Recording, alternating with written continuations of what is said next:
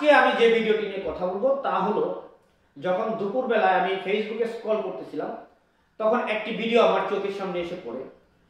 ভিডিওতে দেখতে পাই যে কিছু সাংবাদিক যে ঢাকা শহরে যে ফুটপাত আছে সেগুলো দখল করা হয়ে গেছে, সেটা নিয়ে ছবি তুলতে গিয়েছিল। ছবি তুলতে যাওয়ার পর কিছু লোক সাংবাদিককে লাঞ্ছিত করে এবং সাংবাদিকদের নিউজ করতে বাধা দেয়।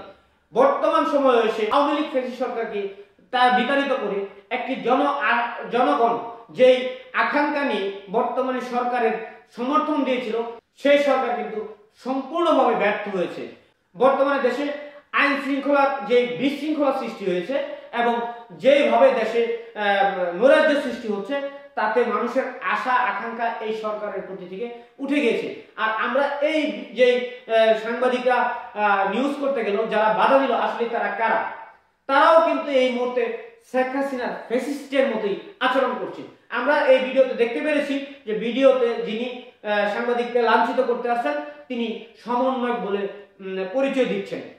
এখন দেখা যাচ্ছে যে সমন্বয়করা যদি ঢাকা শহরের রাস্তাঘাটের ফুটপাত দখল করে নেয়, তাহলে আওয়ামী লীগ ফ্যাসিস্ট সরকারের ঠিক কোন দিক দিয়ে কম হলো?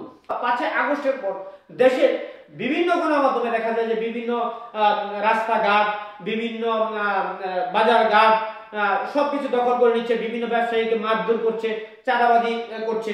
পাশাপাশি আপনার অন্যান্য দলেরও যারা কিছুটা সমর্থন আছে কিন্তু কিছুটা শক্তিশালী, তাদেরও একই অবস্থা দেখা যাচ্ছে। এবং শেষ পর্যন্ত আজকে কি দেখলাম যে সমন্বয়করাও ফুটপাত দখল করে নিচ্ছে।